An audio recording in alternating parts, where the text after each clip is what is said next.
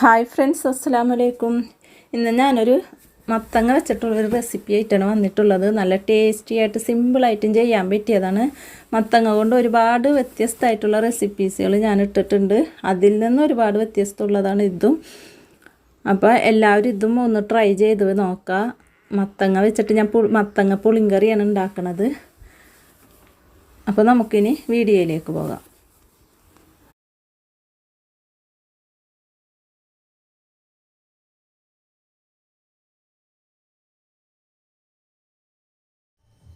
മത്തങ്ങ വെച്ചിട്ട് പുളിങ്കറിയാണ് ഞാൻ ഉണ്ടാക്കുന്നത്. അതിന് വേണ്ടി ഞാനൊരു 300 ഗ്രാം മത്തങ്ങ ഇതേപോലെ ചെറുതായിട്ട് കട്ട് ചെയ്തെടുത്തിട്ടുണ്ട്.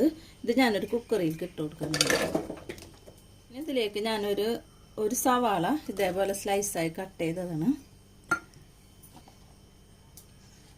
പിന്നെ ഞാനൊരു 3/4 സ്പൂണ് മഞ്ഞൾപ്പൊടി ചേർത്ത് കൊടുക്കുന്നുണ്ട്.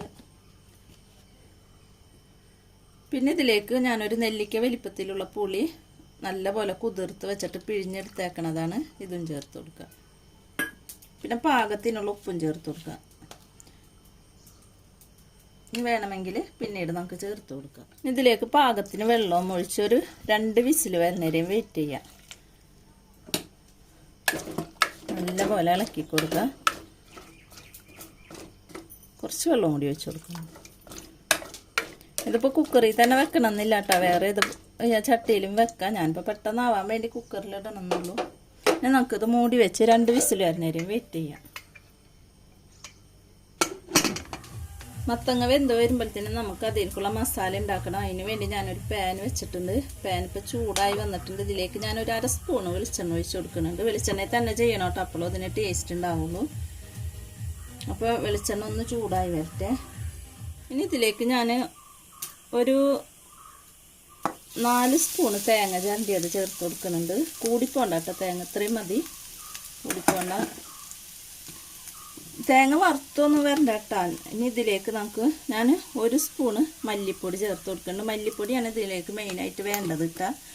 പിന്നെ നമുക്ക് മുളക് പൊടി ചേർത്ത് കൊടുക്കാം. മഞ്ഞൾപ്പൊടി ഇനി ചേർക്കേണ്ട എന്താണെന്ന് വെച്ചാൽ നമ്മൾ അതിൽ ചേർത്ത് കൊടുത്തിട്ടുണ്ട്. അപ്പോൾ നമ്മൾ എരിവിനനുസരിച്ച് മുളക് പൊടി ചേർത്ത് കൊടുക്കാം. ഞാനിപ്പോൾ ഒരു 1/2 സ്പൂണോളം മുളക് പൊടി ചേർക്കുന്നുണ്ട്. പിന്നെ ഞാനൊരു 2-3 കാശ്മീരി മുളക് ഒരു കളറിന് വേണ്ടി ചേർക്കണതാണ്. കുറച്ച് കറിവേപ്പിലയും ചേർത്ത് നമുക്കിതൊന്ന് റോസ്റ്റ് ചെയ്തെടുക്കാം. ഈ മല്ലിപ്പൊടിയുടെ പച്ചക്കുത്ത് മാറണ വരെ ഒന്ന് റോസ്റ്റ് ചെയ്താൽ മതി. അല്ലാണ്ട് മറ്റ് തേങ്ങ ഒന്നും വറുത്തെടുക്കേണ്ട ആവശ്യമില്ല. മല്ലിപ്പൊടിയുടെ ആ മണമൊന്ന് മൂത്ത് വരുന്ന മണാവില്ലേ, അപ്പോൾ നമുക്കിത് ഫ്ലെയിം ഓഫ് ചെയ്ത് മാറ്റി വെക്കാം. നല്ലപോലെ ഒന്ന് നമുക്ക് മിക്സ് ചെയ്ത് കൊടുക്കാം.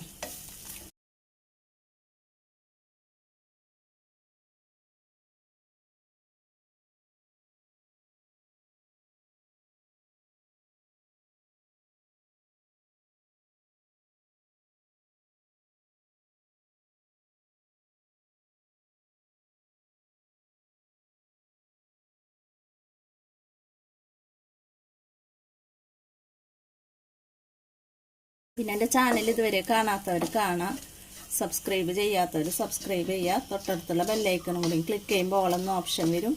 അതുമേലും കൂടി ക്ലിക്ക് ചെയ്യുമ്പോൾ ഞാനിടുന്ന എല്ലാ വീഡിയോസും നിങ്ങൾക്ക് നോട്ടിഫിക്കേഷനായി കിട്ടും. ഷെയർ ചെയ്യുക, കമൻറ്റ് ചെയ്യുക, ഇഷ്ടപ്പെട്ടാൽ ലൈക്ക് ചെയ്യുക.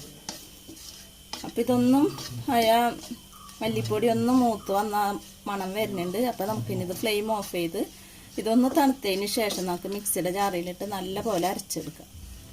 ഇതിപ്പോൾ ഞാൻ ചൂടാറിയപ്പോൾ മിക്സിയുടെ ജാറിൽ ഇട്ട് കൊടുത്തിട്ടുണ്ട്. ഇനി നമുക്കിത് നല്ലപോലെ ഒന്ന് അരച്ചെടുക്കാം. കുറച്ച് വെള്ളം ഒഴിച്ച് നല്ലപോലെ അരച്ചെടുക്കാം.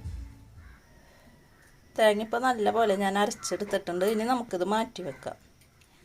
മത്തങ്ങ ഞാനിപ്പോൾ ഒരു കുക്കറിൽ 2 വിസിലടിച്ചതിന് ശേഷം ഞാനൊരു പാത്രത്തിലേക്ക് മാറ്റിയിട്ടുണ്ട്. ഇനി നമുക്കിതൊന്ന് കയ്യിൽ വെച്ച് ചെറുതായിട്ടൊന്ന് ഉടച്ചെടുക്കണം.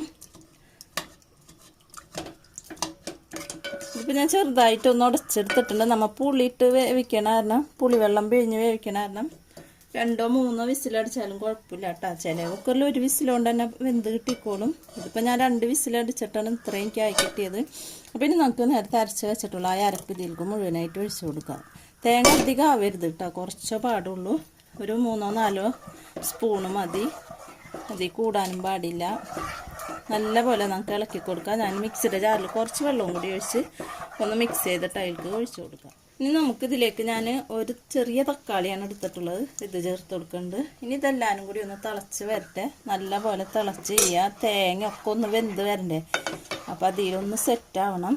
അപ്പോൾ ഈ ടൈമിൽ ഉപ്പൊക്കെ നോക്കിയിട്ട് പോരെങ്കിൽ ഉപ്പ് ചേർത്ത് കൊടുക്കണം കേട്ടോ. ഇപ്പം ഞാൻ ഉപ്പ് നോക്കിയപ്പോൾ ഉപ്പിൻ്റെ കുറവുണ്ട്, അപ്പോൾ ഞാനൊരു 1/4 സ്പൂൺ ഉപ്പും കൂടിയും ചേർത്ത് കൊടുക്കുന്നുണ്ട്. ഇനി നല്ല പോലെ ഇളക്കി കൊടുക്കുക.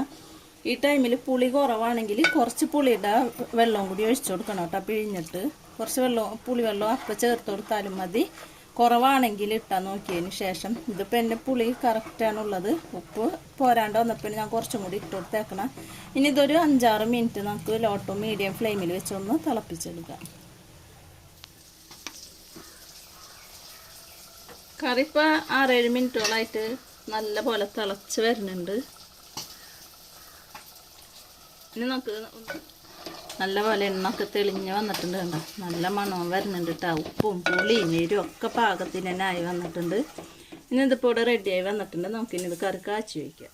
കറി കാച്ചി വയ്ക്കാൻ വേണ്ടി ഞാനൊരു പാൻ വെച്ചിട്ടുണ്ട്. പാൻ ഇപ്പോൾ ചൂടായി വന്നിട്ടുണ്ട്. ഇതിലേക്ക് ഞാനൊരു 1.5 സ്പൂൺ വെളിച്ചെണ്ണ ഒഴിച്ച് കൊടുക്കുന്നുണ്ട്. വെളിച്ചെണ്ണയിൽ തന്നെ ചെയ്യണം കേട്ടോ, അപ്പോഴും നല്ല ടേസ്റ്റ് ഉണ്ടാവുള്ളൂ. എണ്ണ ഒന്ന് ചൂടായി വരട്ടെ. അപ്പോൾ നമുക്ക് കടുക് ചേർത്ത് കൊടുക്കാം. എണ്ണ ചൂടായി വന്നിട്ടുണ്ട്. ഇതിലേക്ക് ഞാൻ 1/2 സ്പൂൺ കടുക് ചേർത്ത് കൊടുക്കുന്നുണ്ട്. ഇതോടൊപ്പം തന്നെ ഞാനൊരു 1/2 സ്പൂണോളം ഉലുവയും ചേർത്ത് കൊടുക്കുന്നുണ്ട്.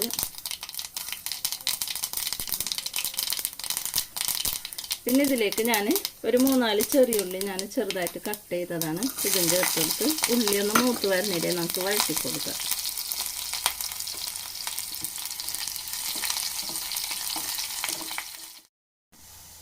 ഉള്ളി മൂത്ത് വന്നിട്ടുണ്ട്. ഇതിലേക്ക് 2 വറ്റൽമുളക് ഇട്ട് കൊടുക്കുന്നുണ്ട്. കുറച്ച് കറിവേപ്പിലയും കൂടിയും ചേർത്ത് കൊടുക്കാം. ഇത്രയുള്ള പരിപാടി. ഇനി നമുക്ക് ഫ്ലെയിം ഓഫ് ചെയ്ത് കറിയിലേക്ക് ഒഴിച്ച് കൊടുക്കാം. നമുക്കത് കറിയിലേക്ക് ഒഴിച്ച് കൊടുക്കാം. നമ്മൾ മത്തങ്ങ വെച്ച് പല പല കറികൾ ഇട്ടിട്ടുണ്ട്. മത്തങ്ങ എരിശ്ശേരി. നമുക്ക് നല്ല പോലെ ഇതൊന്ന് ഇളക്കി കൊടുക്കാം കേട്ടോ. നല്ല ടേസ്റ്റ് ഉണ്ട് കേട്ടോ. ഇതിൽ വേണമെങ്കിൽ കുറച്ച് ശർക്കര ഇടണത് നല്ലതാണ്. ഒരു 1/4 സ്പൂൺ അല്ലെങ്കിൽ 1/2 സ്പൂൺ ശർക്കര, മധുരം ഇഷ്ടമുള്ളവർക്ക് ഒരു 1/2 സ്പൂൺ ശർക്കര ചേർത്ത് കൊടുക്കണത് നല്ലതാണ് കേട്ടോ. അപ്പോൾ നല്ല ടേസ്റ്റ് ഉണ്ടാവും. ഞാനിപ്പോൾ ചേർത്ത് കൊടുക്കണില്ല. അപ്പോൾ അങ്ങനെ മധുരം ഇഷ്ടമുള്ളവർക്ക് ഒരു 1/2 സ്പൂൺ ശർക്കര ചേർത്ത് കൊടുക്കുക. ഇത്രയുള്ളൂ പരിപാടി.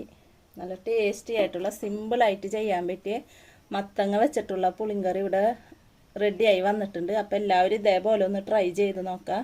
നമുക്കിനി പുതിയ വീഡിയോയിൽ കാണുന്നത് വരെ ഓക്കെ ബൈ.